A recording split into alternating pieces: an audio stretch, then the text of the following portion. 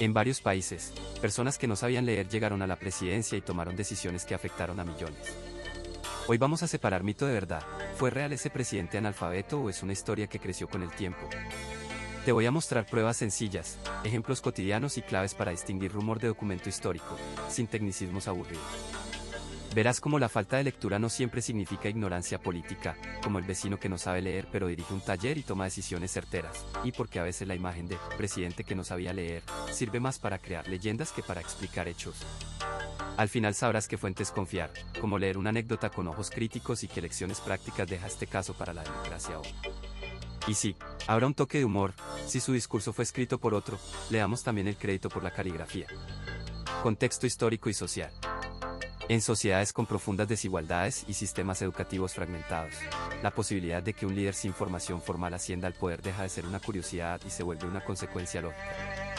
Muchas comunidades rurales han vivido durante décadas con escuelas escasas, maestros itinerantes y la necesidad de que los niños trabajen para ayudar en las labores del hogar o del campo. Así, la escolaridad completa nunca fue una opción real para una buena parte de la población.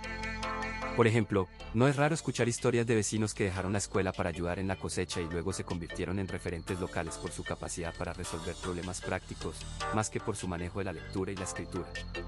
El entramado político también influye de manera decisiva.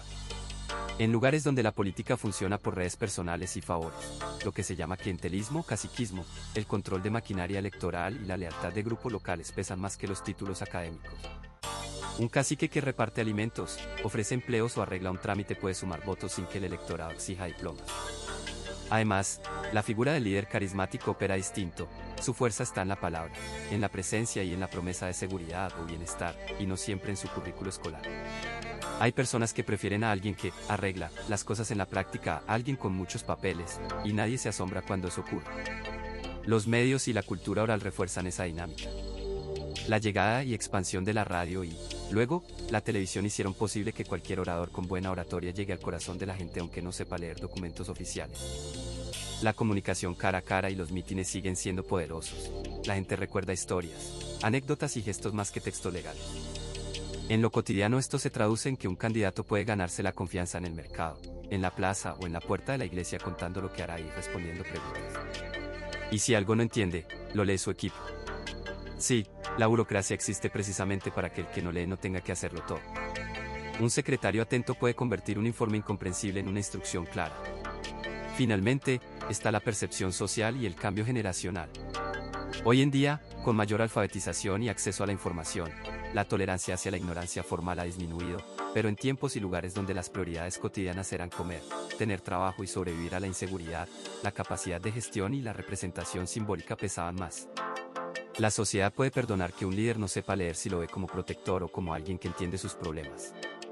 Y hay que decirlo con una sonrisa, un presidente que no sabe leer puede tener más asesores que libros en su mesa, pero si esos asesores son buenos, la palabra escrita llega igualmente a buen puerto. La figura del presidente en cuestión. Un presidente suele concentrar funciones como representar al país, dirigir la política pública, firmar decretos y, en muchos sistemas, ser comandante de las Fuerzas Armadas. Esas responsabilidades no desaparecen por la alfabetización de la persona que ocupa el cargo. Cuando el titular no sabe leer, el ejercicio del poder cambia en la forma y en los medios, aumenta la dependencia de equipos, la comunicación se vuelve mayoritariamente oral y la gestión cotidiana pasa a operar por mediación de asistentes y asesores. No existe, en la práctica, un solo modo de gobernar, pero sí hay efectos claros en la forma en que se gestiona la información y se toman decisiones. La incapacidad para leer transforma la figura presidencial en algo más colectivo. En vez de un jefe que revisa y firma documentos personalmente, suele aparecer una red de confianza, secretarios, lectores, asesores jurídicos, que filtra y explica el contenido escrito. Eso no significa siempre falta de criterio. Muchas veces el presidente decide con base en discusiones, explicaciones verbales y conversaciones largas. Un ejemplo sencillo, en la vida diaria, una persona que no sabe leer puede regatear en un mercado porque memoriza precios y conoce a los vendedores. De modo parecido, un mandatario puede manejar la política con memoria, experiencia y buen oído político, apoyándose en quienes traducen el papel a palabra. La percepción pública es clave y tiene dos frentes, el formal y el simbólico. Formalmente, se cuestiona la capacidad para revisar contratos, leyes o acuerdos complejos sin leerlos personalmente. Simbólicamente, la imagen que transmite un líder que no lee puede erosionar confianza en sectores que valoran la formación académica y la autonomía intelectual. Para mitigar esto se usan estrategias prácticas, lecturas en voz alta ante el gabinete, audios certificados, grabaciones y resúmenes ejecutivos orales preparados por equipos técnicos. También la tecnología ayuda hoy en día, asistentes de voz y lectores de pantalla convierten texto en audio, y los mandatos pueden firmarse con explicaciones previas y testigos profesionales. En lo cotidiano, la figura del presidente que no le obliga a adaptar rutinas. Las decisiones urgentes requieren procesos claros para evitar errores. Por eso se ponen en práctica protocolos donde un documento importante es explicado por dos fuentes independientes antes de cualquier firma. Hay ejemplos cotidianos que ayudan a entenderlo. Pensemos en un emprendedor que no domina la lectura pero que lleva años al frente de su negocio porque sabe escuchar, delegar y tomar decisiones basadas en la experiencia. Un toque de humor. No leer el periódico no impide que se entienda el clamor ciudadano, aunque sí puede complicar leer la letra chica del menú diplomático. En suma, la figura se redefine alrededor de la verbalidad, la delegación y la transparencia en los procesos, y su eficacia depende tanto del carácter del mandatario como de la solidez de su equipo. Orígenes del rumor. Los rumores nacen cuando falta información clara y la gente intenta llenar ese vacío con explicaciones sencillas. En el caso de un presidente supuestamente analfabeto, la idea puede surgir de un gesto malinterpretado, como una firma que parece torpe o un documento que se hojea sin detenerse, y luego crecer por contagio social. Un ejemplo cotidiano, en una reunión alguien comenta que lo vio leyendo mal un papel, y esa observación se transforma en una afirmación más rotunda cada vez que se repite. Las redes y la mensajería instantánea actúan como multiplicadores. Un audio breve, una captura de pantalla sin contexto o un tuit sarcástico pueden viralizarse rápidamente. Muchas veces lo que circula no es una prueba sino una narración corta y emocional. Eso facilita que se comparta. Es como cuando en el vecindario una versión exagerada de un chisme supera la historia original. En internet ocurre igual, pero a mayor velocidad. También hay actores con interés en que el rumor prospere, opositores políticos, medios sensacionalistas o satíricos, y usuarios que buscan likes. Alguien puede difundir una anécdota simplificada para desacreditar, y otra persona la comparte porque encaja con lo que ya pensaba. La sátira aporta confusión adicional. Un artículo o un video hechos para reír pueden ser tomados literalmente por lectores desprevenidos. Y ocurre con frecuencia que una broma alcanza más alcance que la explicación seria. Qué curioso resulta, ¿no? La psicología humana explica buena parte del fenómeno. Las afirmaciones simples y emotivas se recuerdan mejor. Además, cuando una figura pública es controvertida, cualquier detalle que confirme una opinión previa se acepta sin mucho filtro. Un ejemplo práctico, si en una cadena se asegura que no sabe leer, muchas personas la creerán porque refuerza una crítica ya existente, sin comprobar la fuente. Finalmente, la falta de verificación básica, no buscar el video completo, no revisar la fuente original, alimenta la persistencia del rumor. Rastrear el origen suele mostrar una mezcla de testimonio oral, imágenes sacadas de contexto y mensajes reenviados. Para desarmar la cadena basta con encontrar la fuente original del material y comparar versiones. A menudo se descubre que la prueba inicial no demuestra lo que se afirma. Y mientras tanto, el rumor sigue su vida propia, mutando y adaptándose como esos cuentos populares que nadie recuerda quién comenzó, pero todos cuentan con ganas. Fuentes primarias disponibles. Los documentos contemporáneos al mandato ofrecen la base más directa para saber si una persona leía con soltura, cartas escritas de puño y letra, discursos transcritos por quien hablaba, actas oficiales firmadas por el titular y grabaciones de voz cuando existe. Estas piezas muestran cómo se expresaba el protagonista en su propio idioma y permiten comparar la complejidad del lenguaje usado con lo que esperaría de alguien alfabetizado. Una carta personal con oraciones largas y referencias a libros distintos da una señal, una firma pulcra. En cambio, no prueba lectura completa por sí sola. Entre las fuentes útiles están los registros escolares o de formación, la correspondencia privada, los manuscritos públicos, las notas en los archivos administrativos y las crónicas periodísticas contemporáneas. Por ejemplo, una carta donde el presidente corrige un borrador o cita pasajes de un texto demuestra trabajo directo con letra. A nivel práctico, encontrar el acta de juramento firmada o una nota dirigida a un ministro no aporta lo mismo que un escrito reflexivo. Hay que fijarse en el contenido, no solo en la presencia de una firma. También hay evidencias no escritas que ayudan a completar el cuadro, grabaciones de discursos, entrevistas en audio o video, y testimonios de secretarios o familiares. Es frecuente que los funcionarios tengan escribanos o secretarios que tomen notas, si la mayoría de documentos útiles fueron dictados. Eso sugiere dependencia de lectores o ayudantes. Un ejemplo cotidiano, muchas personas dictan mensajes de voz o correos a un asistente hoy en día, y eso no equivale necesariamente a analfabetismo. Al evaluar estas fuentes se debe considerar el contexto y la fiabilidad. Los periódicos pueden exagerar, los testimonios personales pueden ser parciales y las cartas públicas pueden haber sido revisadas por terceros. Verificar coincidencias entre distintos tipos de documentos es clave. Si las cartas personales, los discursos y las grabaciones indican uso activo del lenguaje escrito y referencias a lecturas, la evidencia suma. Un buen consejo práctico es buscar en archivos estatales, hemerotecas y bibliotecas digitales, y consultar el origen de cada documento para entender si se trata de texto original o de copia revisada. Un poco de humor ayuda. Firmar bien no es lo mismo que leer la lista del supermercado sin ayuda. Testimonios contemporáneos y memorias. Diversos relatos de quienes convivieron con el presidente, secretarios, choferes, familiares y periodistas, son la base más directa para entender la controversia. Muchos de esos testimonios fueron recogidos en entrevistas, conversaciones informales y notas periodísticas, otros aparecen en memorias escritas por personas que buscaron dejar su versión. Es importante distinguir entre lo que alguien dice haber visto en el día a día y lo que cuenta años después. La cercanía en el tiempo suele dar más detalles concretos, como anécdotas sobre cómo se preparaban las reuniones o quién leía los informes en voz alta.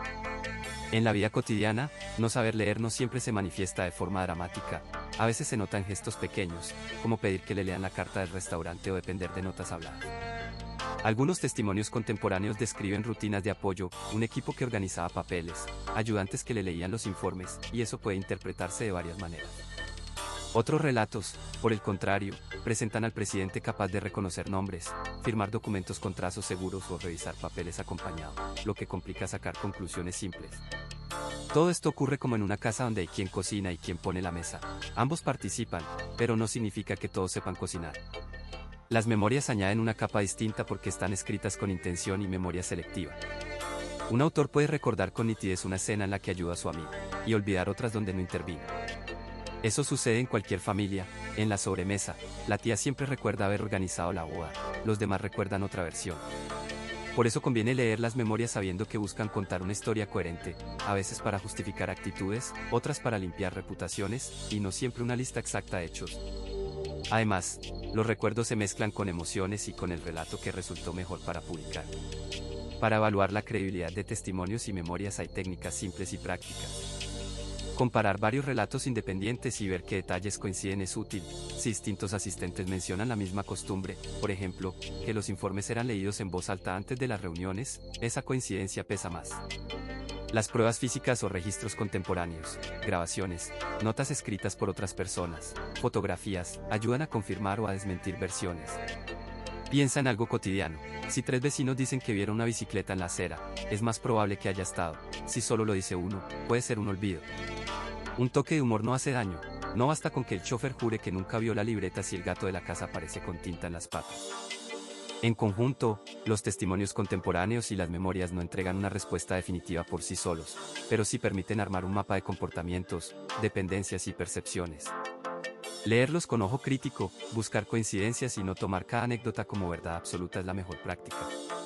Así, entre relatos que se cruzan, silencios que llaman la atención y detalles que se repiten, se puede acercar una imagen más completa, aunque siempre quede espacio para la duda y para alguna buena historia que contar en la próxima reunión familiar. Pruebas oficiales y actas públicas. Los registros oficiales suelen ser las primeras pistas para saber si una persona sabía leer cuando ocupó un cargo público. Documentos como actas de nacimiento, certificados de estudios, registros escolares y expedientes laborales están disponibles en muchos países y pueden mostrar si alguien completó educación básica o recibió algún tipo de certificación. Un ejemplo cotidiano, si en el expediente escolar aparece el nombre de la escuela y firmas de maestros, eso suele indicar que hubo asistencia. Si solo hay una nota escrita a mano por un tercero preguntando por la firma del interesado, eso abre preguntas. No siempre es cuestión de encontrar una etiqueta que diga alfabeto o analfabeto, a veces la evidencia viene en detalles concretos dentro de las actas. Las actas públicas y las constancias notariadas también ofrecen pruebas útiles. Cuando una persona firma documentos oficiales, el tipo de firma puede decir mucho. Una firma legible y repetida en papeles oficiales sugiere práctica en la escritura, mientras que una cruz, una huella digital o la firma con asistencia de un escribano puede indicar que no hay plena alfabetización. Aquí entra un recurso común, el peritaje caligráfico, que no es ni magia ni ciencia inaccesible, sino un análisis de la letra por expertos para ver si una firma coincide con otras muestras o si fue hecha con ayuda. En palabras sencillas, el perito compara varias firmas y textos para saber si parecen hechos por la misma mano o si hay alteraciones, como cuando alguien compara letras para ver si una nota la escribió tu vecino o fue copiada de internet. Los registros electorales y las actas de juramentos públicos también son relevantes y a menudo accesibles. En muchos lugares, el registro de votantes solicita datos personales y en ocasiones certifica el nivel de estudios. Además, los juramentos de toma de posesión suelen quedar registrados en minutas, y dichas minutas muestran si el mandatario firmó personalmente o si se usó un apoderado. Un ejemplo cotidiano, en una sesión municipal muchas veces se deja constancia de que el alcalde no pudo firmar por encontrarse indispuesto y firma un secretario en su lugar. Esto no prueba analfabetismo por sí solo, pero compone el rompecabezas cuando se cruza con otras actas. No hay que olvidar las limitaciones. Los documentos oficiales pueden contener errores administrativos, ser falsificados o estar incompletos. Por eso los investigadores suelen buscar múltiples fuentes, certificados escolares, registros militares, constancias laborales, actas notariales y testimonios oficiales. Otra vía práctica es revisar correspondencia oficial y cartas firmadas. Si todas las cartas son mecanografiadas y la firma es siempre la misma, puede ser por hábito o por delegación. Un ejemplo familiar, mi abuela firmaba con una flor dibujada y aún así sabía leer la receta de la farmacia. Leer y escribir no siempre funcionan exacto uno con otro.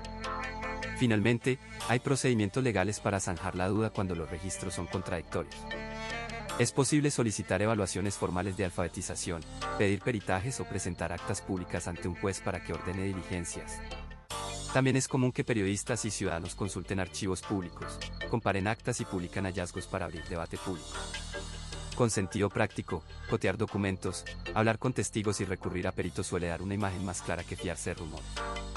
Y si todo falla, siempre queda la comprobación más humana, ver si esa persona puede leer en voz alta un letrero en la calle, aunque, claro, nadie recomienda interrumpir una inauguración presidencial para pedirle que lea el menú. Contradicciones en las versiones. Las versiones que circulan sobre si un mandatario sabía leer o no suelen chocar porque proceden de fuentes muy distintas, testimonios orales, notas periodísticas, documentos oficiales y recuerdos familiares. Cada una cuenta algo parecido pero no igual. A veces la familia asegura una cosa, los rivales políticos otra, y los periodistas tienen una tercera versión. No es que todos mientan necesariamente, sino que interpretan señales distintas. Como en un partido de fútbol donde cada hincha recuerda un gol de manera diferente, aquí también influyen la postura y el interés de quien habla. La memoria humana distorsiona con facilidad. Testigos que afirmaron una cosa hace años pueden cambiar detalles al contarlo de nuevo. Se confunden nombres, lugares o la secuencia de hechos.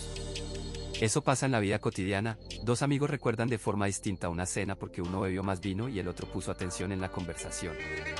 Esa diferencia explica muchas contradicciones en relatos sobre capacidades personales, donde un gesto malentendido se convierte en prueba para unos y en anécdota para otros. Además, la repetición amplifica errores. Una frase que se dijo en broma puede volverse afirmación seria cuando pasa de boca en boca.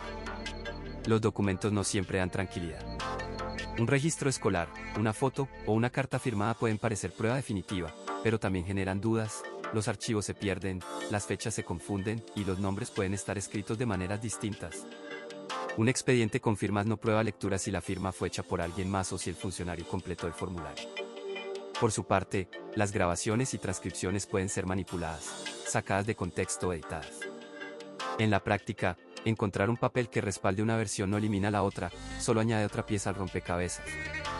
Los motivos detrás de cada relato suelen ser muy prácticos. Algunas fuentes exageran para proteger la imagen del mandatario, otras lo hacen para desacreditarlo. La dinámica política funciona así: si conviene, se insiste en una versión hasta que parezca verdad.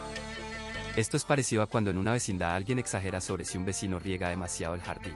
Al vecino que lo acusa le conviene probar su punto, mientras que el acusado intentará restarle importancia. Por eso conviene desconfiar de afirmaciones que provienen de una única fuente interesada. ¿Qué hacer ante tantas contradicciones? Comparar pruebas contemporáneas, documentos firmados en el momento, testimonios de varias personas independientes, grabaciones sin editar, ayuda a acercarse a la verdad. También es útil analizar quién gana o pierde con cada versión y preguntarse si hay errores humanos simples detrás de la discrepancia. Al final, la realidad suele ser más compleja que la anécdota perfecta, y aunque no siempre se llegue a certeza absoluta, aplicar sentido común y verificar fuentes reduce las posibilidades de tragarse un rumor. Y si todo falla, siempre queda la sopa de letras. Leer un poco más nunca está de más, incluso para los rumores. Estudios sobre alfabetización en la época. Los estudios sobre alfabetización de la época se apoyaron mucho en fuentes administrativas como censos, registros escolares y actas parroquiales. Estas fuentes preguntaban o registraban si una persona sabía leer y escribir, o simplemente si podía firmar su nombre. Firmar no siempre significa leer bien, pero servía como una pista práctica. Los investigadores también usaron pruebas directas cuando fue posible, pedir a alguien que leyera un párrafo corto que escribiera una frase para evaluar habilidades reales. En términos sencillos, mezclaban lo que la gente decía con lo que se podía verificar en papel.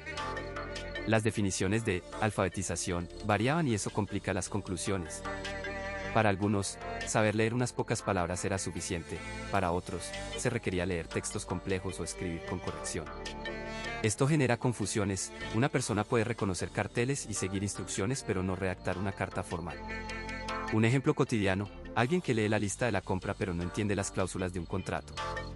Esa diferencia entre leer para vivir y leer para estudiar es clave y muchos estudios lo remarcan sin usar tecnicismos. Las fuentes también tenían sesgos claros. En zonas rurales, los registros escolares eran escasos porque muchas familias no enviaban a todos los niños a la escuela, o no había escuela cercana. En pueblos grandes las cifras lucían mejor, en el campo, menos. Además, los maestros y los ministros podían inflar la información por orgullo local, y las encuestas podían captar la respuesta que el encuestado creía que convenía dar. Para paliar esto, los investigadores combinaron datos, cotejaron lo que decía un censo con observaciones directas, entrevistas y, cuando fue posible, pruebas sencillas de lectura oral. A partir de esos estudios se observó un patrón claro sin necesidad de números exactos. La alfabetización tendía a ser mayor en los centros urbanos y entre quienes tuvieron acceso continuado a la escuela.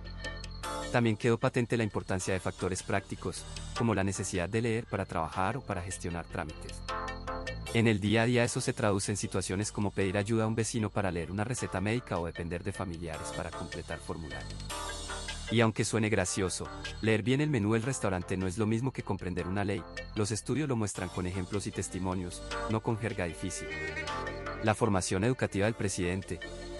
En muchos países, las trayectorias educativas de quienes llegan a la presidencia suelen combinar estudios formales con experiencias prácticas. Es habitual que provengan de carreras como Derecho, Economía, Administración Pública, Ciencias Sociales o Academias Militares, porque esos estudios aportan herramientas concretas, redactar textos legales, interpretar presupuestos, organizar equipos y entender estructuras de gobierno. Por ejemplo, alguien con formación en Derecho tiende a practicar la argumentación y la redacción precisa. Una persona con estudios en Economía está más familiarizada con cifras y balances, y quien tiene formación militar suele traer disciplina y manejo de cadenas de mando. No es una regla absoluta, pero sí patrones frecuentes. La alfabetización básica, leer, escribir y comprender textos, es la base sobre la que se construye cualquier formación superior. Si una persona no domina la lectura, su capacidad para revisar informes, leyes y datos queda limitada, por eso las escuelas primarias y secundarias son fundamentales. En la vida cotidiana se ve esto, un concejal que pasa horas revisando cartas y expedientes aprende rápido a distinguir información relevante, mientras que alguien que no leyó con profundidad en su infancia puede necesitar más apoyo para hacerlo de mayor. Además existen dificultades específicas, como la dislexia, que implican problemas para procesar palabras escritas pero no afectan la inteligencia, con métodos visuales, lecturas en voz alta y tutorías se puede mejorar notablemente. No todo se aprende en aulas universitarias. La formación informal y la experiencia práctica cuentan mucho. Gobernar implica negociar, explicar decisiones, improvisar ante crisis y delegar tareas. Por ejemplo, un exalcalde que gestionó servicios municipales trae experiencia práctica en presupuestos locales y trato directo con la ciudadanía, habilidades útiles a mayor escala. Asimismo, la preparación política incluye entrenamiento en oratoria, manejo de medios y simulaciones de reuniones, donde se practican preguntas difíciles. En lo cotidiano eso equivale a practicar discursos, recibir retroalimentación de asesores y memorizar puntos clave antes de una entrevista. A veces la práctica vale tanto como el diploma. En la actualidad, la falta de una formación formal completa puede compensarse con equipos técnicos y procesos de aprendizaje acelerado. Un presidente con dificultades lectoras puede apoyarse en lecturas en audio, resúmenes ejecutivos y asesores especializados que sintetizan la información. Para mejorar la competencia lectora existen programas de alfabetización para adultos, tutores personales y prácticas supervisadas que demuestran resultados concretos en la vida real. Al final, el contenido y la calidad del aprendizaje importan más que una etiqueta académica, y aunque no reemplaza saber leer bien, siempre se puede entrenar la comprensión y rodearse de buenas explicaciones. Además, convence más un mandatario que entiende y explica que uno que solo firma papeles, y eso, con trabajo y apoyo, se aprende. Análisis lingüístico de discursos y cartas. Para determinar si alguien escribía sus propios discursos o cartas se observan rasgos muy concretos del lenguaje, el vocabulario que usa, la forma de unir las frases, los errores en la ortografía y el estilo general. Cada uno de esos elementos cuenta una parte de la historia. Si se juntan varias muestras se puede ver si hay una voz consistente o si cambian las manos que escribe. El vocabulario da pistas claras. Un escritor con práctica suele introducir palabras variadas y conectores como por tanto, sin embargo, o además, mientras que un texto dictado o hecho por alguien con poca experiencia tiende a repetir frases y usar expresiones cortas y simples. Por ejemplo, un discurso que dice siempre, lo importante es. En 3 párrafos seguidos suena a fórmula más que a reflexión. En la vida diaria ocurre igual. Quien escribe postales a mano a menudo usa frases directas y afectuosas. Quien dicta notas al abogado suele dejar frases largas y poco pulidas. Esa diferencia se nota con facilidad. La sintaxis y la puntuación también hablan mucho. Las oraciones largas y bien puntadas suelen indicar revisión y dominio de la escritura. Cortas y fragmentadas, con comas puestas al azar, pueden señalar dictado o falta de hábito. Además, las correcciones visibles, tachones, palabras añadidas entre líneas, repeticiones, señalan que el texto fue construido sobre la marcha.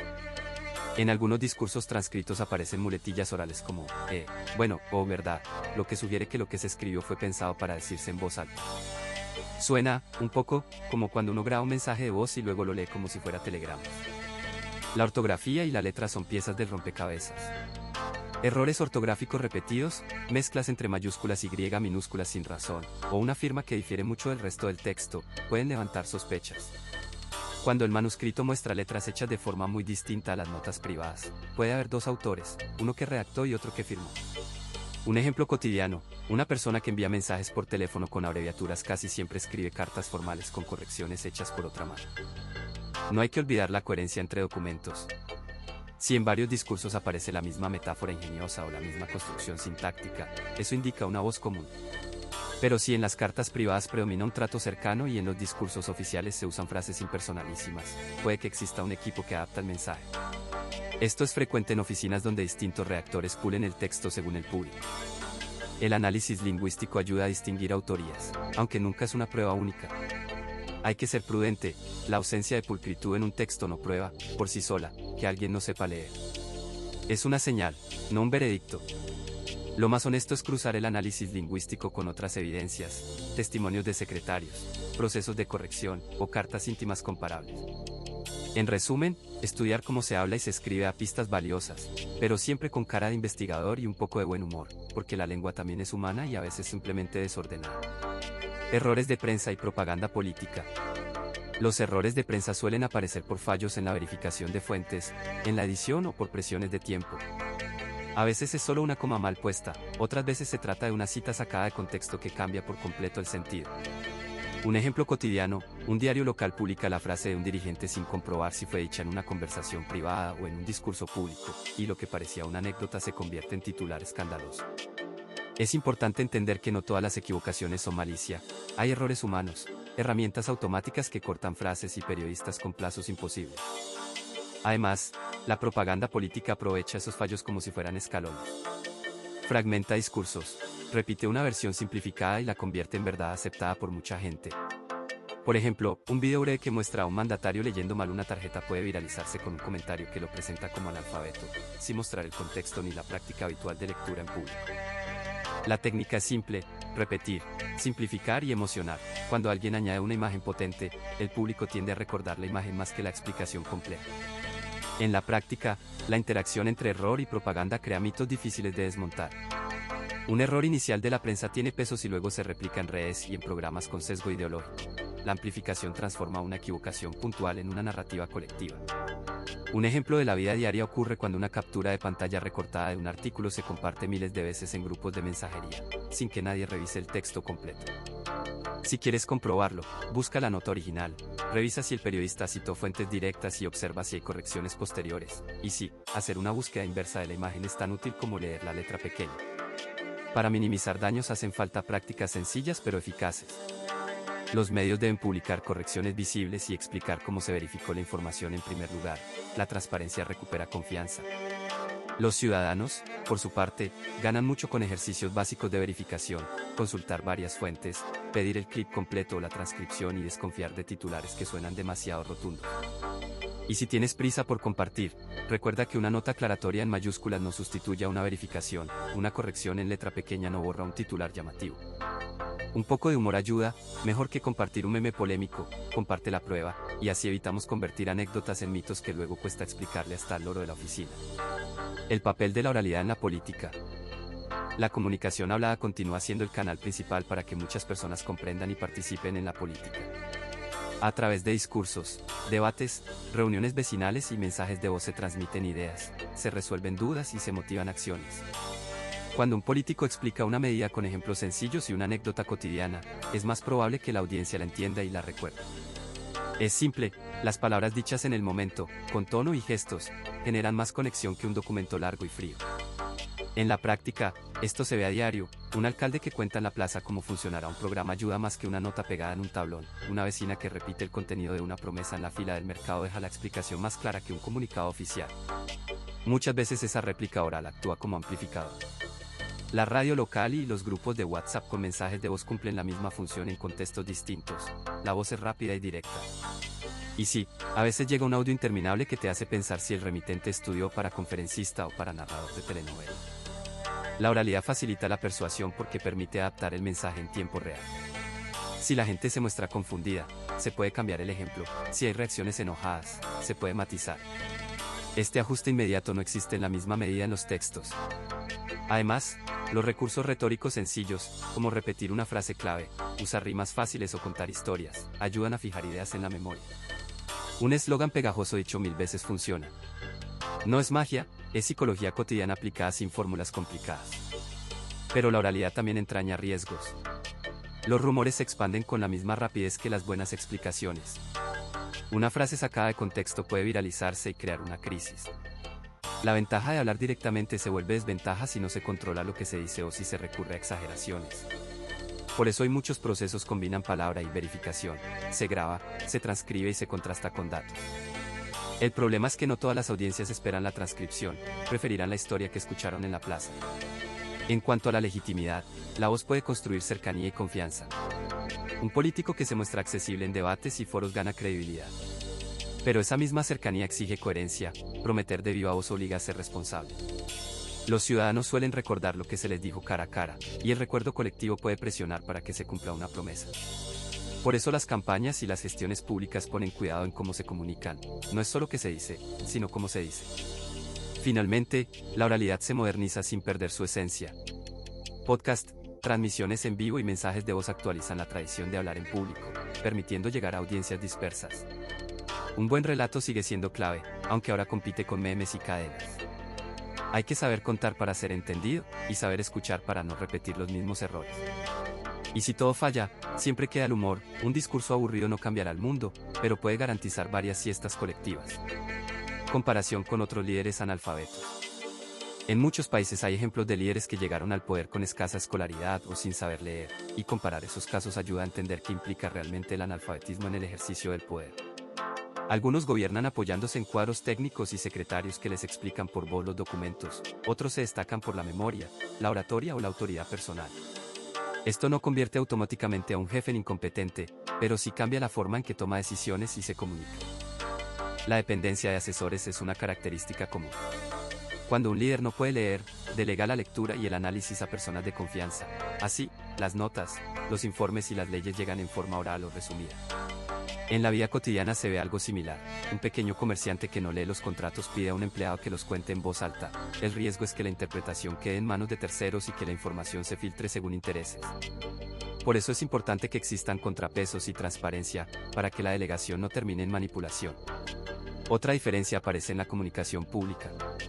Los líderes analfabetos a menudo desarrollan habilidades orales fuertes, discurso emotivo, relato simple y conexión directa con audiencias que comparten códigos culturales. Un ejemplo cotidiano sería el vecino que convence a un barrio con conversación cara a cara más que con folletos. No obstante, cuando las políticas requieren documentación técnica, presupuestos, tratados, normativas, la falta de lectura obliga a formatos adaptados, como resúmenes hablados o audios, y puede ralentizar procesos que dependen de precisión escrita. La legitimidad social también varía. En comunidades tradicionales, el analfabetismo no suele restar autoridad si el líder cumple funciones reconocidas, resolver conflictos, organizar cosechas, mantener redes.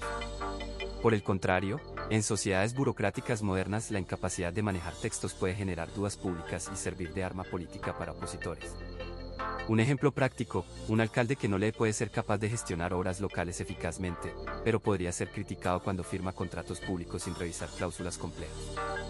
En cuanto a errores y riesgos, la comparación muestra patrones repetidos, firma de documentos sin entender todo el contenido, dependencia en intermediarios y posible desconexión con tecnicismos.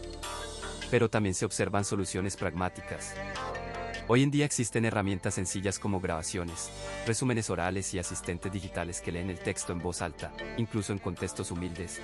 La gente emplea estas tecnologías o métodos tradicionales para sortear limitaciones. En la vida diaria, eso equivale a pedirle a alguien que te lea el manual del electrodoméstico en lugar de intentar descifrar símbolos pequeños. Finalmente, no hay una regla única sobre el resultado. Algunos líderes sin alfabetización formal lograron avanzar en objetivos concretos por su habilidad para liderar equipos y tomar decisiones prácticas. Otros fracasaron por malas delegaciones o falta de control sobre la burocracia. Comparar casos reales enseña que la lectura es una herramienta poderosa, pero que la estructura institucional, la rendición de cuentas y la capacidad de rodearse de buenos colaboradores son igual de determinantes. Y, con un toque de humor, se puede decir que saber firmar no sustituye saber leer, pero sí obliga a tener un buen lector a mano. Mitos similares en otras culturas.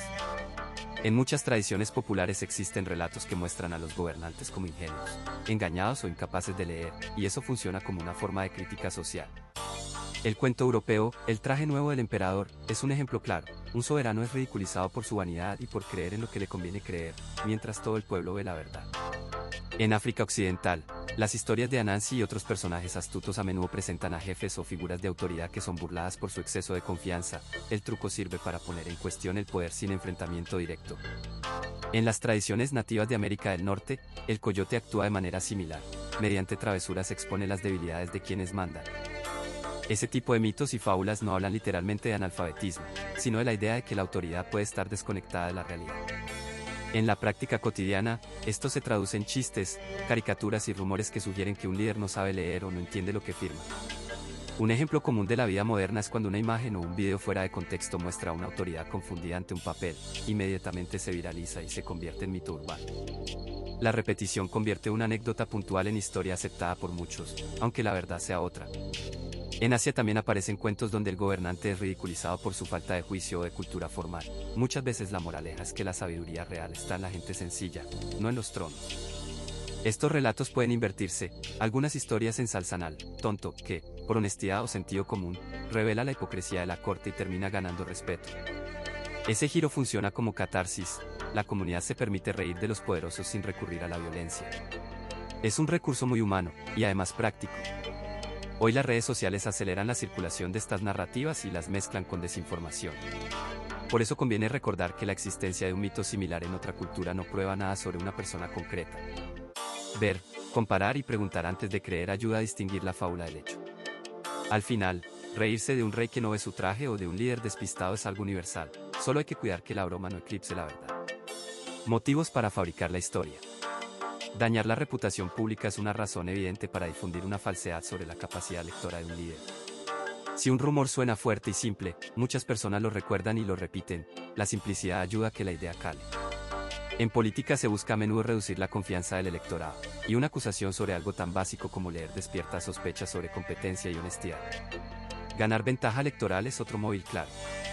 Cuando una campaña quiere debilitar a su rival, fabricar una historia que lo presente como inepto funciona como un atajo para crear dudas en votantes indecisos. También sirve para movilizar a la propia base. Si el enemigo parece peligroso o ridículo, los seguidores se activan. A veces es más efectivo sembrar miedo que ofrecer argumentos largos y complejos. Menos palabras, más impacto. Desviar la atención de problemas reales aparece con frecuencia. Frente a escándalos económicos o políticas impopulares, lanzar un rumor llamativo redirige la conversación. Es una táctica antigua en versiones modernas. Ahora no se necesita un titular en papel, basta un tuit viral.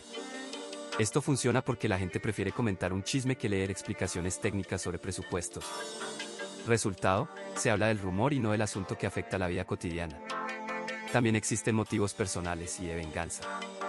Un asesor desplazado, un socio traicionado o un periodista con rencor pueden crear y difundir una historia para ajustar cuentas. En lo cotidiano ocurre igual, un compañero de trabajo que quiere un ascenso puede susurrar que otro es incompetente. Pequeñas guerras de oficina que replican las grandes tácticas políticas. La diferencia es solo la escala. La prensa sensacionalista y el modelo de negocio digital alimentan esto. Los medios que compiten por clics priorizan lo que genera emoción. Noticias que provocan risa, indignación o escándalo se comparten más. Por eso, inventar un detalle chocante sobre la capacidad lectora de un presidente vende mejor que un análisis ponderado sobre políticas públicas. Es cuestión de economía de la atención. Los prejuicios sociales ayudan a que la fábula prospere. En sociedades donde la alfabetización se asocia a estatus, acusar a alguien de no saber leer toca un nervio profundo. Además funciona con la confirmación, muchas personas creen lo que encaja con su visión previa. Si alguien ya desconfiaba del presidente, un rumor así encaja y se acepta sin comprobar. Es la misma lógica que hace que una persona crea que su vecino es peligroso porque siempre viene tarde al ascensor. La psicología social también interviene. La gente tiende a recordar lo negativo más que lo positivo, es lo que los expertos llaman sesgo de negatividad, y hace que un rumor impactante cale más que 10 buenas acciones. Asimismo, en redes sociales se forman cámaras de eco. Los mensajes se repiten entre quienes piensan igual y se amplifican. Así una mentira se siente como verdad cuando la escucha mucha gente a su alrededor. Finalmente, la fabricación puede ser un intento de simplificar debates complejos. En vez de discutir programas económicos o reformas, es más fácil reducir al adversario a una caricatura. Tiene la ventaja de ser narrativamente atractivo y fácil de repetir en mitines y memes. Con humor, decir que un rival no sabe leer es más directo que explicar por qué una política fiscal es mala. Y, aunque parezca una broma pesada, esa estrategia funciona más veces de las que quisiéramos admitir. ¿Cómo verifican los historiadores? Los historiadores buscan pruebas, no chismes.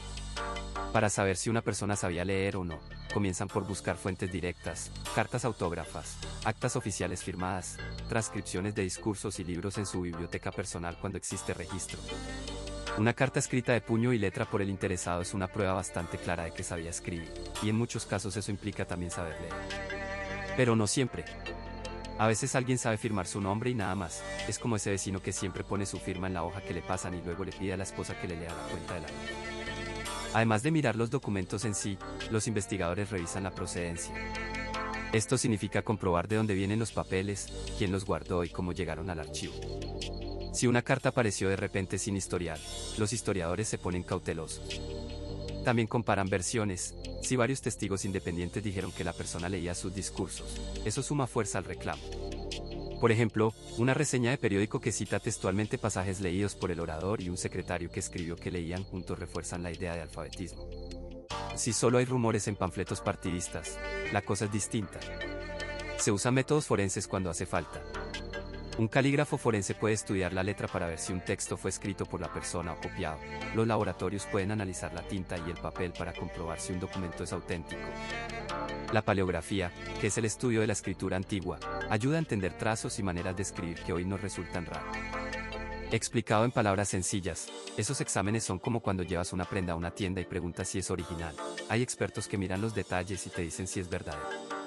También se entrevista a testigos directos o a los familiares y se recogen memorias orales. Estas fuentes valen mucho, pero hay que tratarlas con cuidado porque la memoria cambia y la gente exagera. Por ejemplo, un secretario puede jactarse de haber escrito todo por el presidente, o un pariente puede minimizar las dificultades por orgullo. Por eso los historiadores cruzan esa información con documentos, con registros escolares si existen, y con notas de instituciones y periódicos. Finalmente, se evalúa el contexto. Ser capaz de leer no es un estado binario y absoluto en la vida real. Alguien puede leer discursos preparados, entender instrucciones básicas y no dominar la lectura de contratos legales complejos. Es similar a saber usar un teléfono inteligente, puedes enviar mensajes y no saber configurar la cuenta bancaria. Los historiadores, entonces, no buscan una verdad rotunda de una sola fuente, sino un conjunto de evidencias que, juntas, indiquen con qué grado de probabilidad una persona podía leer. Un proceso metódico, a veces laborioso y con un poco de sentido común, y humor al comparar firmas que parecen garabatos, es lo que distingue mito de realidad. Métodos de investigación documental. La investigación basada en documentos recurre a textos, imágenes y audios que fueron creados durante o sobre los hechos que se investigan, entre ellos están las actas oficiales, los periódicos, las cartas privadas, los registros escolares y los archivos audiovisuales. Estos materiales permiten comprobar afirmaciones y reconstruir eventos a partir de evidencias tangibles. Por ejemplo, si surge una duda sobre si una figura pública afirmó o redactó algo, conviene buscar el documento original o su reproducción fiel antes de crear versiones resumidas en un artículo sensacionalista. Existen dos tipos básicos de fuentes que conviene distinguir con sencillez: las fuentes directas, que son documentos creados en el momento del hecho, un acta, una carta manuscrita, una grabación, y las fuentes indirectas, que son interpretaciones posteriores, una biografía, un artículo de opinión. Para localizar cualquiera de ellas se usan herramientas prácticas, bibliotecas, hemerotecas, archivos municipales y nacionales, repositorios digitales y bases académicas. Además, conversar con archiveros o bibliotecarios acelera mucho la búsqueda. Ellos saben dónde suelen esconderse los papeles importantes. Y sí, a veces es más efectivo hablar con un profesional que rebuscar horas sin rumbo en Internet. Evaluar la credibilidad de un documento es clave y no tiene por qué sonar complicado. Primero se identifica quién lo produjo y con qué intención, luego se pregunta si el contenido tiene coherencia con otros documentos independientes. Si dos periódicos ofrecen versiones opuestas, lo recomendable es localizar el documento original, por ejemplo, el acta de una sesión parlamentaria o la carta firmada, y compararlo con las reseñas. También conviene cuidar los errores técnicos. Las versiones digitales pueden contener fallos de reconocimiento de texto, OCR, así que siempre que sea posible hay que revisar la imagen completa y no fiarse solo del texto transcrito. En la práctica se sigue un flujo sencillo y reproducible. Se hace una ficha por cada documento donde se anota autor, tipo de documento, procedencia, lugar donde se consultó y observaciones sobre su estado o posibles sesgos. Después se extraen las citas relevantes, se guardan imágenes de alta resolución y se registran metadatos básicos como quién entregó la copia o bajo qué condiciones se obtuvo. Herramientas tan simples como una hoja de cálculo o un gestor de referencias, por ejemplo, Zotero, ayudan a mantener todo en orden, mejor eso que acumular papeles como si fueran souvenirs de un viaje. No hay que olvidar la parte ética y la verificación final. Algunos documentos contienen información sensible y su uso exige permisos o cuidados especiales. Además, lo responsable es exponer las dudas y las limitaciones. Si una prueba parece concluyente, conviene someterla al escrutinio de otros investigadores o consultores especializados, por ejemplo, un perito caligráfico cuando el tema es la autoría de una firma. Y, por último, conservar la trazabilidad, anotar cómo, cuándo y dónde se obtuvo cada documento evita problemas y da credibilidad a la investigación. Si lo haces así, investigar con documentos será menos un misterio y más un trabajo metódico, con un poco de paciencia y orden, hasta el rumor más entretenido se puede comprobar. Experimentos y reconstrucciones prácticas. Para comprobar si una persona sabe leer se aplican pruebas prácticas que evalúan lectura, comprensión y escritura en situaciones parecidas a las reales. Se recurre tanto a tareas directas, leer en voz alta un documento breve, traducirlo con palabras propias o completar un formulario, como a observaciones de actos cotidianos, por ejemplo si puede manejar un informe breve entregado en una reunión.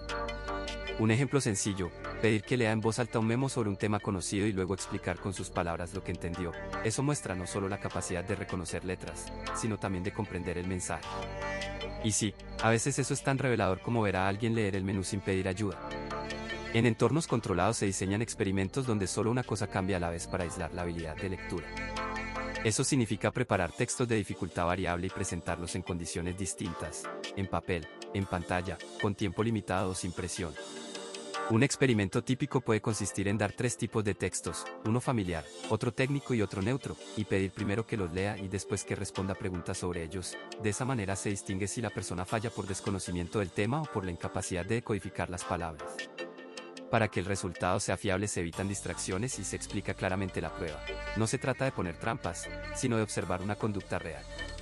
A veces los investigadores usan pruebas cortas y prácticas, como pedir que complete un formulario oficial o que lea y firme una autorización, porque esas son tareas que reflejan el día a día laboral. El análisis forense de documentos aporta otra vía práctica. La comparación de muestras de escritura ayuda a entender patrones, la forma de las letras, la presión del trazo y la velocidad aparentemente denotan si alguien escribió con soltura o forzando cada signo. No es magia ni sentencia, es una técnica que compara rasgos visibles. Además, el registro audiovisual se utiliza para comparar cómo alguien habla cuando lee y cómo habla al improvisar. Las pausas largas, la entonación mecánica o la sincronía con el texto pueden indicar lectura palabra por palabra. Herramientas simples, como reproducir un video a cámara lenta para ver el movimiento de ojos o escuchar si hay repetición de sílabas al enfrentarse a palabras complicadas, completan el panorama. Todo esto se explica con palabras fáciles porque no se necesita jerga para captar la idea, se miran comportamientos y se comparan. Las reconstrucciones prácticas intentan reproducir situaciones concretas en las que la lectura sería necesaria. Por ejemplo, recrear una rueda de prensa con el mismo documento y pedir al sujeto que responda sin teleprompter, o reproducir una mesa de trabajo con expedientes y observar si consulta los papeles antes de firmar. También se hacen experimentos con testigos. Se pide a colaboradores que simulen entregar un informe y se observa si la persona lo lee o actúa como si ya lo hubiera leído. Estas reconstrucciones dan contexto a los hallazgos del laboratorio y ayudan a separar olvido, nervios o estrategia comunicativa de una verdadera incapacidad de lectura. Con una mezcla de pruebas prácticas, análisis de documentos y recreaciones controladas se consigue una imagen más completa, sin poner trampas, pero con ojos abiertos, y siempre respetando límites éticos. Al fin y al cabo, nadie quiere que una evaluación termine siendo más dramática que una telenovela. El impacto electoral del rumor.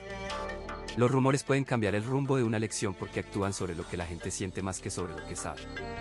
Cuando circula una afirmación sobre la capacidad intelectual de un candidato, por ejemplo que no sabe leer, muchos votantes no buscan la verdad. En lugar de eso interpretan la historia a través de prejuicios y miedos personales. Esa interpretación rápida y emocional facilita que el rumor cale en segmentos indecisos o escépticos. Es un mecanismo simple. Si dudas entre dos opciones y escuchas una historia negativa sobre una, el atajo mental te empuja a descartarla sin investigar a fondo. En la práctica esto se observa a diario en conversaciones de barrio o en grupos de WhatsApp. Un vecino cuenta algo en voz baja y al día siguiente varios ya dan por hecho que es verdad. Sucede lo mismo en el trabajo cuando un chisme sobre un colega afecta su reputación aunque no haya pruebas. La política no es diferente. Además, los rumores a menudo se repiten con variaciones, lo que les da apariencia de verdad comprobada, aunque sigan sin fundamento. La repetición crea familiaridad y la familiaridad genera credibilidad. Punto. Algunos rumores dañan la confianza en la competencia del candidato, otros pueden despertar compasión o activar seguidores que defienden al afectado. Es decir, el efecto no siempre es unívoco. Por ejemplo, un rumor sobre analfabetismo puede erosionar la imagen de capacidad administrativa en votantes inclinados por la seriedad, pero también puede movilizar a electores que ven al candidato como víctima de burlas o de élites desconectadas. Numerosas campañas modernas han aprendido a explotar esa ambivalencia, usar la empatía como escudo o amplificar la duda según convenga. Las redes sociales y las cadenas de mensajería aceleran y amplifican el problema. Un mensaje sin fuente puede compartirse miles de veces antes de que aparezca una verificación. Es rápido. Y cuando la verificación llega tarde, el daño ya está hecho. Por eso las estrategias recomendadas son prácticas y directas: respuesta rápida, mensajeros confiables, pruebas visibles y coherencia en el discurso. Mostrar documentos, videos breves donde el candidato lee un texto sencillo, declaraciones de figuras locales respetadas, todo eso ayuda a detener la cascada. Vale decir, mejor prevenir que curar, y mejor contestar con pruebas que con insultos. La confianza institucional también importa. Cuando medios independientes o verificadores neutrales intervienen, el rumor pierde fuerza más rápido. Pero la desconfianza previa en esos mismos canales complica la tarea. Entonces, las campañas ganadoras suelen combinar transparencia con contacto comunitario, explicar en persona, resolver dudas en reuniones pequeñas, y no depender solo de comunicados. Al final, el rumor funciona como una grieta en la relación entre votante y política. Para cerrarla se necesita más que datos, se requiere credibilidad cotidiana, presencia y, sí, sentido del humor ocasional para desarmar la burla. Un chiste bien puesto a veces vale tanto como 100 desmentidos. Representaciones en la cultura popular.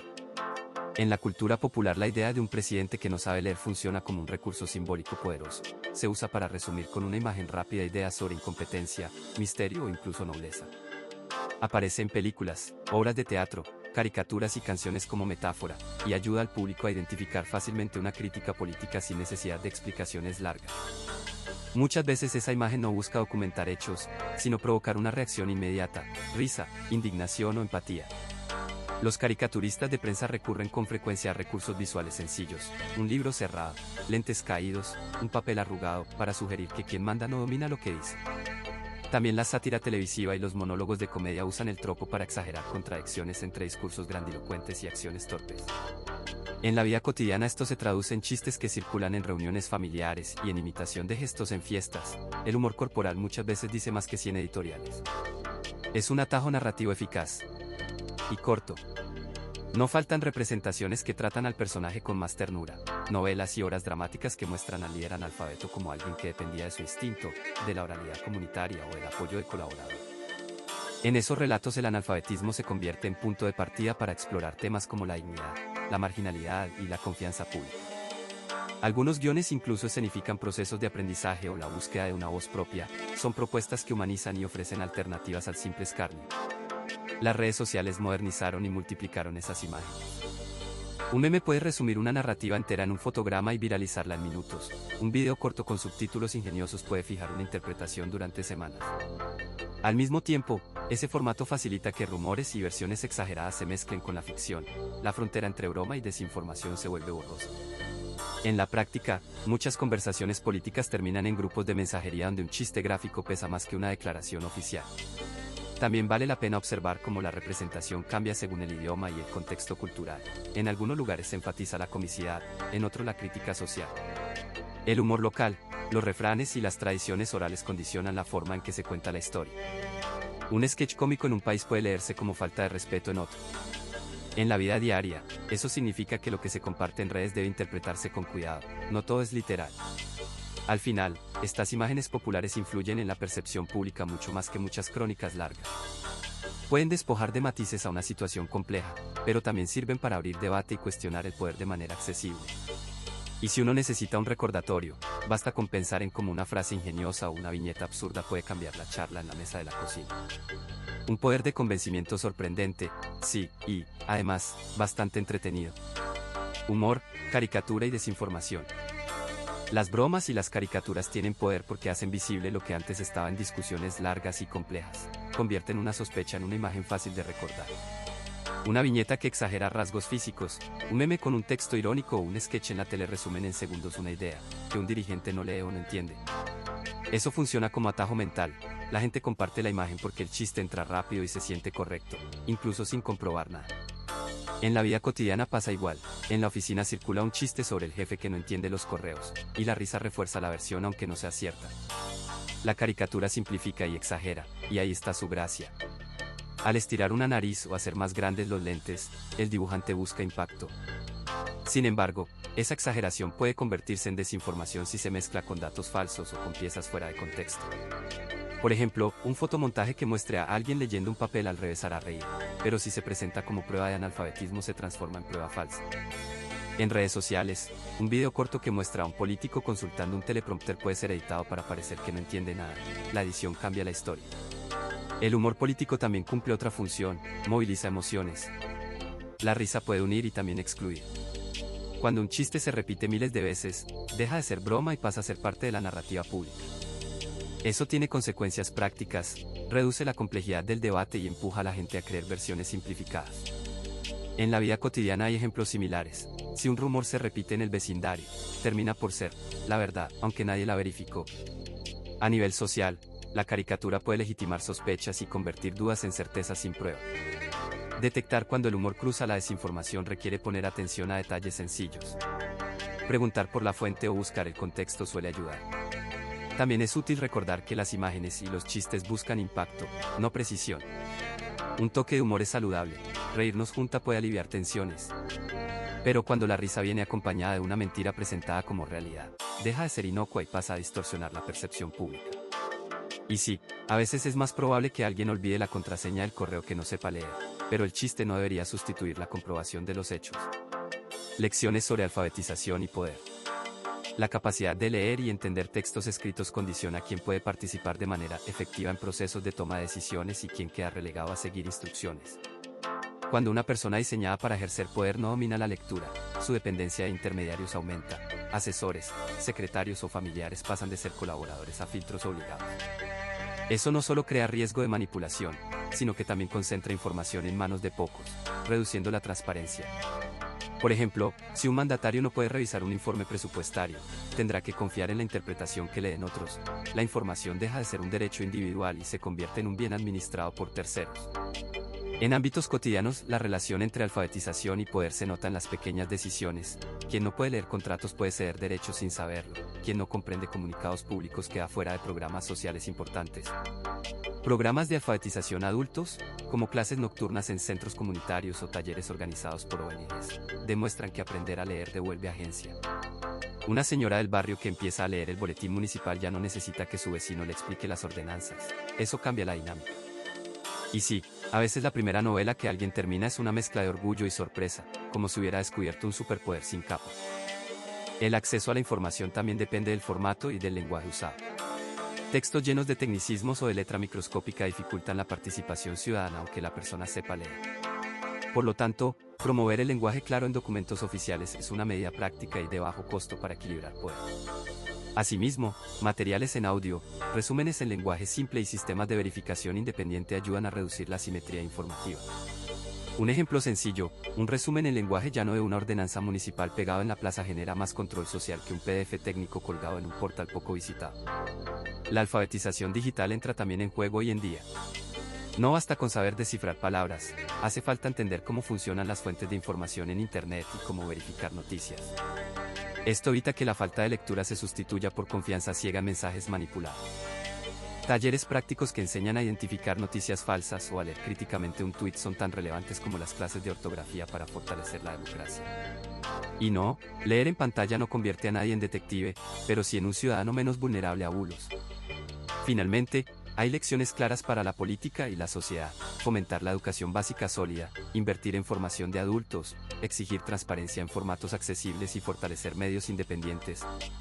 Estas medidas no solo sirven a quien ocupa un cargo, sino a toda la comunidad, facilitan el control público, reducen el poder de los intermediarios y devuelven la información a su función original: permitir decisiones informadas. En resumen, leer no es solo un acto privado, es una herramienta colectiva para equilibrar el poder. Y si alguna vez alguien afirma que no necesita leer porque tiene buena memoria, conviene recordar que la memoria es noble, pero el papel siempre miente menos que un rumor. Recursos y bibliografía para profundizar. Para aclarar si un presidente realmente no sabía leer, conviene empezar por las fuentes directas: documentos oficiales, actas electorales, registros escolares y cartas autógrafas. Muchas bibliotecas nacionales y archivos estatales tienen colecciones digitalizadas. Por ejemplo, plataformas como Europeana, Gallica o Chronicle in America permiten buscar periódicos y documentos contemporáneos que registran declaraciones, discursos y noticias. Sitios de comprobación de hechos como Snopes, factcheck.org o las secciones de fact-check de agencias de noticias, AP, Reuters, BBC, también suelen investigar rumores sobre figuras públicas y ofrecen pautas claras sobre cómo evaluar una afirmación. Para investigaciones en español, utilice repositorios académicos y hemerotecas. Dialnet, Realix y Cielo reúnen artículos académicos y ensayos. La hemeroteca digital de la Biblioteca Nacional de España y los archivos de periódicos locales son útiles para encontrar notas contemporáneas. En el ámbito universitario, bases como Ostor, Google Scholar y WorldCat permiten localizar libros y artículos sobre liderazgo, alfabetización y relatos políticos. No todo lo relevante está en libros. Las entrevistas radiales, los programas de televisión archivados y videos en canales oficiales pueden mostrar la capacidad lectora a través de discursos y lecturas públicas. No hay que olvidar las fuentes primarias oficiales: actas de nacimiento, certificados de estudio o listados electorales pueden aportar datos concretos. Si la investigación requiere pruebas más personales, las colecciones de correspondencia privada en archivos regionales o las bibliotecas de universidades que albergan fondos de políticos suelen contener cartas firmadas y manuscritos, que son evidencia útil.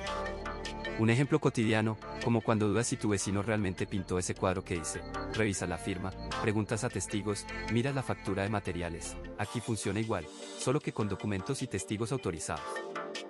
En cuanto a bibliografía recomendada, conviene combinar estudios sobre alfabetización y cultura política con biografías confiables del personaje en cuestión. Los trabajos de metodología histórica y de crítica de fuentes ayudan a entender cómo valorar la verosimilitud de los testimonios.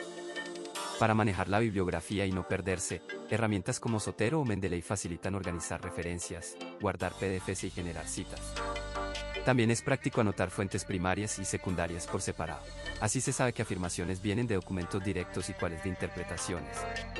Metodología útil: triangulación de fuentes, es decir, cruzar 3 o más tipos de evidencia, consultar expertos locales, historiadores, bibliotecarios, archiveros y revisar periódicos contemporáneos al hecho. Un ejemplo simple: si varias notas de prensa, una carta personal y un documento oficial coinciden en que alguien dictó un discurso y lo leyó, es un indicio fuerte. Si solo hay chismes en redes sociales, cuidado. Y no olvides la humildad: pide ayuda a profesionales cuando el caso se complique, no necesitas ser Sherlock Holmes. Aunque, si aparece una lupa en la mesa, mejor usarla con sentido común. Preguntas para el público y debate. La capacidad de leer influye en tareas concretas que cualquier líder enfrenta: revisar informes, firmar documentos y entender leyes. En la práctica política moderna muchos presidentes dependen de equipos y resúmenes, y eso es normal, lo que importa es la transparencia sobre cómo se toman las decisiones. Un ejemplo sencillo, si en la vida diaria alguien firma un contrato sin leer la letra pequeña y luego tiene problemas, la responsabilidad y las consecuencias se discuten igual que en política, aunque el impacto sea mayor cuando se trata de decisiones públicas. ¿Qué pruebas deberían considerarse aceptables para afirmar que un presidente no sabe leer? Documentos escritos por él mismo con errores que muestren problemas de comprensión, testimonios de personas cercanas que describan dificultades reales, o demostraciones públicas supervisadas por expertos neutros. Basta con rumores en redes sociales. Estas preguntas ayudan a separar evidencia sólida de chismes. Piensen cuando alguien duda de la veracidad de una factura. Normalmente pide el original, lo compara y, si hay disputa, consulta a un tercero imparcial. Lo mismo se aplica aquí. ¿Cómo organizar un debate público que sea justo y útil? Empiece con reglas claras. Tiempo limitado para cada intervención, comprobación de hechos en tiempo real y prohibición de ataques personales. Designe roles, moderador que mantenga el orden, verificador de hechos que aporte fuentes confiables y un espacio para réplicas. En un ejemplo cotidiano, es como una junta de vecinos donde alguien trae pruebas sobre una pared que se cayó, todos escuchan, revisan fotos y luego deciden, no se lanzan acusaciones sin pruebas. Y no olvidemos un poco de humor sano, las discusiones deben evitar convertirse en torneo de memes. ¿Qué tipos de evidencia valen más en este debate? Textos firmados por la persona, grabaciones en las que se le da a leer y comprender, y valoraciones de especialistas en lenguaje, sin perder de vista la privacidad y la dignidad. También hay que evaluar la intención, ¿se busca esclarecer o simplemente humillar? Un ejemplo práctico, cuando un empleado tiene dificultades para leer, la empresa suele ofrecer apoyo antes que despedirlo por ello. En un foro público, la respuesta debería equilibrar el interés público con el respeto humano.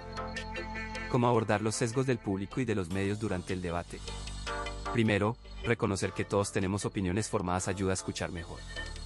Luego usar preguntas concretas que obliguen a la evidencia, por ejemplo, ¿qué documento concreto demuestra incapacidad de lectura? ¿O qué testigo imparcial lo corrobora? Finalmente, proponiendo pasos claros para verificar las afirmaciones, como revisar documentos originales o solicitar pruebas en un entorno controlado, el debate se mantiene productivo y no se convierte en espectáculo. En resumen, revisamos documentos y testimonios que apuntan tanto a la posibilidad de que el presidente realmente no supiera leer como a la tentación de convertir ese dato en leyenda. Hablamos de la diferencia entre no poder leer y depender de ayuda para las tareas de lectura. Y vimos cómo la política, los intereses y la memoria colectiva pueden transformar una verdad simple en mito. Piensa en alguien mayor en tu familia que no lee el periódico pero sabe los chismes del barrio. No siempre leer equivale a no entender lo que pasa. Si esto te hizo recordar a algún pariente, vecino o anécdota divertida, compártela abajo. Me encanta leer sus historias, y dime qué te parece, mito, verdad o algo intermedio. Si te gustó el video, apoya al canal con un like, suscríbete y activa la campanita para no perderte los próximos capítulos.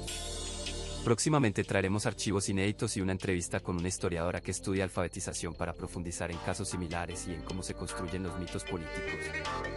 Gracias por acompañarnos hasta aquí, nos vemos en el siguiente episodio, donde seguiremos desenredando historias que parecen sacadas de una novela, pero ocurrieron en la vida real.